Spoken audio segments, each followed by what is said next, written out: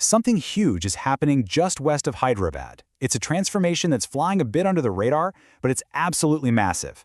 In this explainer, we're going to break down what's going on in the Vikarabad and Chivela corridor and show you exactly why it's poised to become Telangana's next big growth story. So, if you know this area, you probably think of it as a quiet, rural spot, great for farming and maybe a weekend trip. Well, that picture is changing, and it's changing fast. What we're seeing isn't just one new project, it's a total structural shift. It's being powered by three completely different engines of growth, all firing up at the same time. So what's making all of this possible? Well, it really all boils down to one foundational element. Huge infrastructure projects that are literally rewriting the map and changing how you get in and out of the entire region. Okay, now this is the absolute game changer. The Regional Ring Road, or the RRR. It's a 340-kilometer beast that's creating a whole new orbit around Hyderabad. When you combine that with the big upgrade to National Highway 163, everything changes. Suddenly, the idea of living in Vikarabad and commuting to Hyderabad's IT hubs for work, that's not a wild dream anymore. It's becoming a real practical option. This incredible new connectivity has basically unlocked the door for three very different but very powerful economic drivers to kick into high gear. We like to call it the strategic triad. And here they are, the three pillars of this new growth. You've got a major national defense hub, a cutting-edge industrial corridor, and a plan for a world-class eco-capital. The key here is that they all work together. This isn't just random development. It's the start of a self-sustaining economic ecosystem for the whole area. All right, let's break them down. First up, national defense, and this is a big one.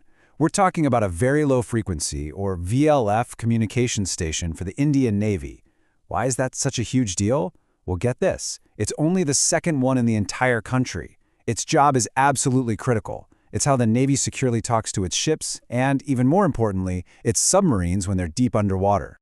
And just look at the investment. 3,200 crore rupees. That is a massive amount of money. It's a commitment that firmly plants this region on the national defense map. And you know what that means, right? High-priority infrastructure and top-notch security are sure to follow. Of course, with a project this big, there are always two sides to the story. Strategically, for the country's maritime security, this facility is a must-have. But on the ground, for people who live there, it's raised some serious environmental flags, especially concerns about losing forest cover in the Damagandam area. Now for engine number 2. This marks a major shift away from agriculture and into high-tech manufacturing. This is the Telangana Mobility Valley, an 862-acre hub that's designed to be the future of car manufacturing, especially for electric vehicles.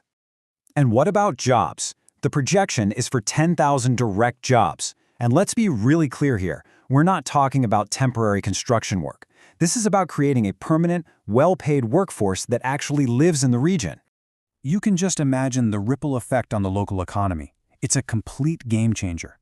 You're seeing people go from farming wages to industrial salaries, maybe 20 to 50,000 rupees a month.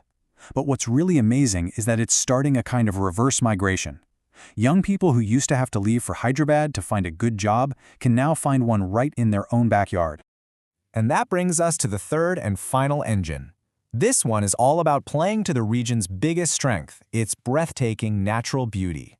The Anantagiri Hills, often called the Ooty of Telangana, are being developed into a top-tier destination for ecotourism and wellness. And the government isn't just talking, it's investing.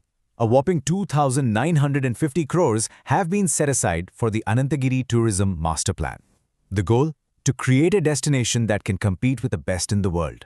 So how are they going to do it? Well, the plan is pretty clear. First, bring in the luxury hospitality. We're talking a 130-room 5-star hotel, high-end glamping, the whole deal. Second, built out the wellness side with things like naturopathy and Ayurveda centers. And third, get the private sector excited to invest. And it's already working with huge projects like the Lavi Ultra-Luxury Resort, which is a 1,000-crore project all on its own. But with all this development, you have to ask, what about the environment? It's a crucial point. And the good news is, the plan has some very strict sustainability rules built right in. It demands low-impact construction, the use of renewable energy, and a focus on hiring from the local community. The whole idea is to use the area's natural beauty as the foundation for growth, not a casualty of it. So, let's connect the dots. You've got defense, industry, and tourism all booming in the same place at the same time. What's the direct result of all that activity? A massive, massive impact on the local real estate market. Yeah, this boom is just fueling incredible demand. We're seeing tons of interest in open plots and weekend farmhouses. Land prices in some spots have already shot up by as much as 50%.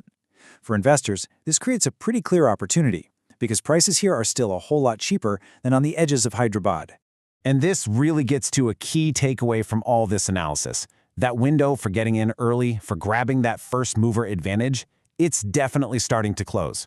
Once major projects like the regional ring road are done, the market is going to look very, very different.